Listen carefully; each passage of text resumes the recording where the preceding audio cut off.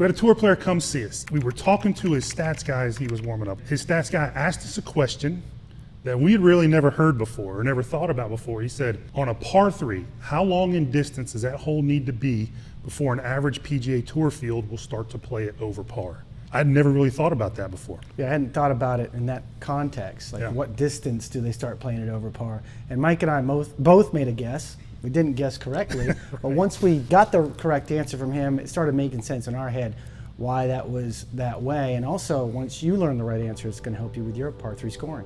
We're visual learners too, so to illustrate what he was talking about, we're going to take a look at the 4 par 3s on our home course here in Georgia, Cartersville Country Club.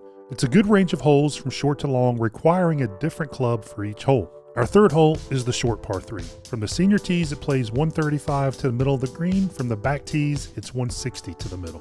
Holes 6 and 16 would be considered our mid-range par 3s. From the back, 6 plays 185, while 16 plays 195.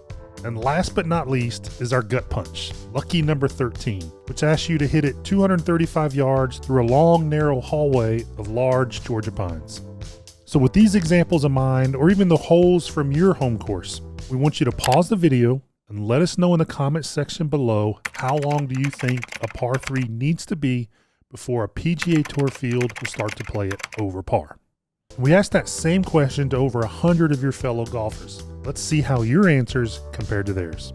Only 4% said that that distance would be less than 170 yards. 34% guessed that the distance would be between 171 and 185. 43% guessed the distance between 186 and 210 yards. That leaves 19% of those golfers guessing a distance over 211 yards. The statistician told us, based on all the shot link data that he's collected, the correct answer is 166 yards. Now here's the rub. According to TrackMan, the average PGA Tour 8-iron carries 160 yards, while the average 7-iron carries 172 yards. So that puts our 166-yard over par 3 number dead in between those two clubs. So the total distance isn't the issue. It's the in-between two clubs nature of that distance that really creates the problem.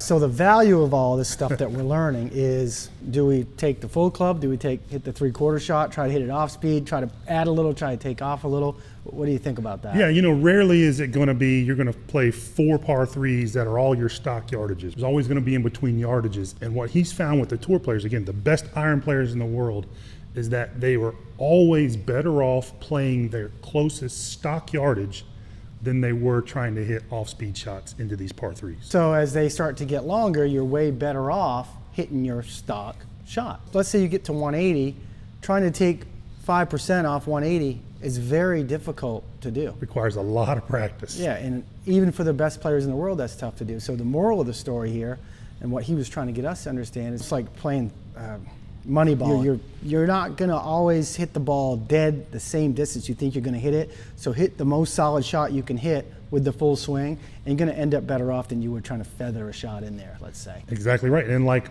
everything we hear in the golf swing, we're going to put it to the test, try to put some numbers on this so you guys can see if this can be the right strategy for you or not. So we're going to do our test on a 157-yard par 3. We chose this number because none of us have a stock 157-yard club in our bags.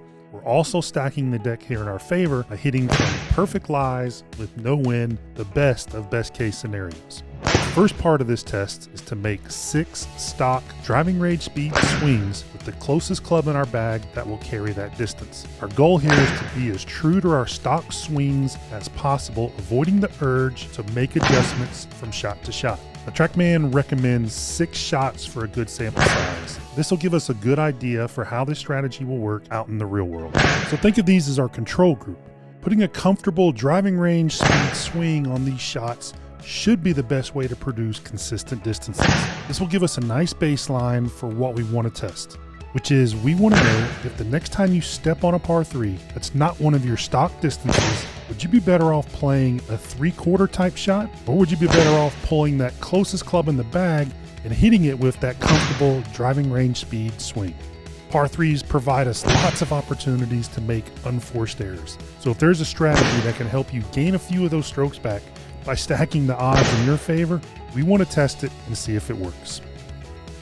Now it's time for some three-quarter shots. The big difference now is that we are trying to adjust from shot to shot, trying to make the smallest adjustments to dial up 157 yards. When Kyle got started hitting his three-quarter, half, off-speed, knockdowns, whatever you like to call them, he said these aren't a strong suit of his game. And that's true for a lot of golfers. The number one key for being good at these shots is having the club on plane early. When it's not, these shots become excessively difficult and inconsistent. Having the club on plane early means you can change from a backswing to a downswing at really any point along the backswing without needing a big plane shift or a big shallow. When you have to rely on those big shifts and shallows, you're going to likely bring in pulls and pushes into these three-quarter shots.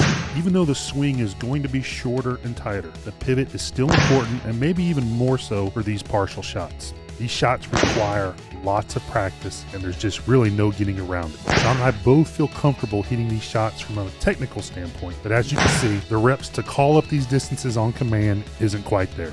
Should we, or more importantly, should you adopt a strategy based on what you can do? Or is it better to adopt a strategy based on what you're likely to do? And based on these results, I'm pretty certain I can tell you the strategy the three of us are going to start using.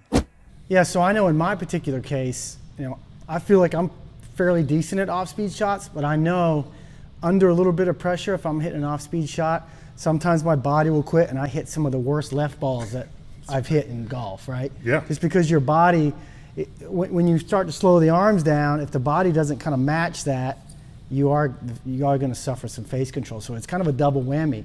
Your distance control isn't quite as good, and oh, by the way, your face control might not be as good. We're in here in perfect conditions, not a lick of wind in this room, No.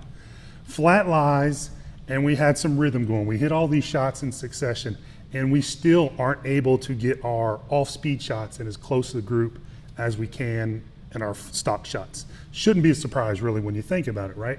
But that's the pro secret for scoring on par threes. When you stand over a par three, pick your stock club that matches that whole location the best and go with that, and don't worry about trying to feather shots in there, because over time, maybe not that one particular shot, but over the course of weeks, months, and certainly a year, your statistics, you're going to moneyball it much better in your favor by picking the stock club.